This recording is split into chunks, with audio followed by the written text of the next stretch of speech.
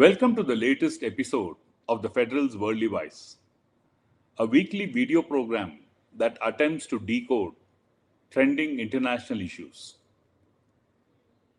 Israel's airstrike against Iran early Friday in response to Tehran's nuclear program is not the first time such an attack has occurred. In the past, Israel has attacked Iran similarly, including through cyberspace using the Stuxnet program. The attack comes at a time when Iran is at its lowest ebb, having lost all its allies in the region over the last 1 year through attacks mounted by Israel mainly. The immediate provocation is the finding by inspectors of the International Atomic Energy Agency that Iran had enriched uranium up to 60%, close to making nuclear grade weapons. To make nuclear weapons, uranium needs to be enriched to 90%. So, if true, Iran is not too far off from its goal. The 2015 nuclear deal with the US led consortium of nations had limited Iran to less than 4% enriched uranium that could be used only for peaceful purposes, including generating electricity.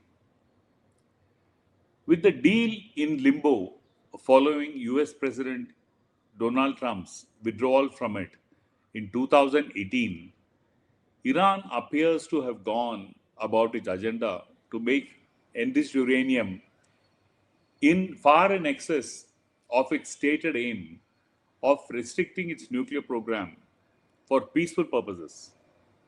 This is the finding of the latest round of inspections by the International Atomic Energy Agency.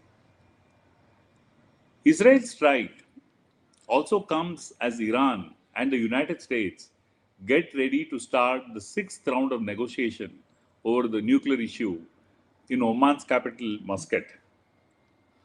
This is at the request of US President Donald Trump, who, in the process, even angered Israeli Prime Minister Benjamin Netanyahu over not agreeing to a direct strike on Iran. Israel, by its latest action, has ignored Trump's plea to go ahead with its strike. The world is naturally concerned over the outcome of the Israeli strike on Iran. People fear that it will lead to a bigger conflagration in the Middle East region, referred incidentally as West Asia and India. Iran has threatened to attack US bases if it finds that Washington is involved in any of the airstrikes. The US has quickly clarified that it has nothing to do with Israel's attack on Iran. But the US cannot deny it is the biggest supporter of Israel and its activities. Now that Netanyahu has defied Trump, will there be consequences? Of course not. The US is the biggest backer of Israel. Even if it is true that the Trump administration did not support Israel on this particular attack, the relationship between the two will continue unhindered. So, will there be an all out war between the two nations? That depends on the nature of Iranian retaliation. Iran has already reacted to the Israeli attack, sending 100 drones towards Israel, most of which have been intercepted and neutralized. Given the current balance of power in the region, chances of a full fledged war are remote. Over the last several months, Israel and the US have decimated the Iran led axis of resistance, comprising Lebanon's Hezbollah group, the Hamas in Gaza, the Houthis in Yemen, and Syria under Bashar al Assad. In July last year, when Israel struck at the heart of Tehran, killing the former Palestinian Prime Minister and Hamas leader Ismail Haniyeh, there was a similar fear that a war would break out. beyond cursory missiles fired into Israel, it was not possible for Iran to carry out its threat to destroy Israel, particularly. The situation is worse now for Iran, with the Hezbollah leadership in Lebanon and the Hamas in Gaza almost decimated. Syria has moved closer to the US after the deposition of Bashar al Assad and the takeover of the government of Hayat Tahrir al Sham, a group earlier designated as a terror group by the US. The Iran led Axis, therefore, has all but disappeared. What is striking about Israel's attempt to destroy Iran's nuclear program is the sheer audacity of the action. Starting in 1981, when it flew over Osirak in Saddam Hussein's Iraq to destroy a nuclear facility, Israel has discovered that it can actually get away from, with such attacks. 3 years later, in 2010, a US-Israeli computer attack using using a malware worm, Stuxnext, almost crippled Iran's nuclear program. The irony is, Israel has covertly built its own nuclear arsenal, and reports claim that it has around 400 nuclear-equipped armaments ready to strike. But Israel has never officially acknowledged that it is a nuclear power. Besides, it does not want any country in the region to possess similar technology and military prowess.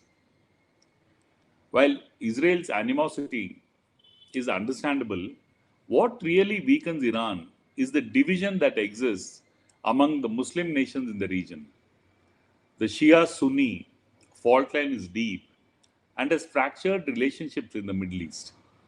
Strangely, and not therefore a surprise, one of the biggest supporters of Israel in its opposition to Iran's nuclear program is Saudi Arabia. The Saudi royal family does not want Iran to develop or possess nuclear weaponry, as it fears that Tehran will benefit from a sharp increase in power and Saudi Arabia will become vulnerable. Both may be Muslim. The Saudis consider themselves as the guardian of the Sunni sect, while Iran is the leader of the Shia sect. Their sectarian differences are historical and run deep. Both have a cold relationship with each other, and their mutual animosity weakens the entire region vis-à-vis Israel.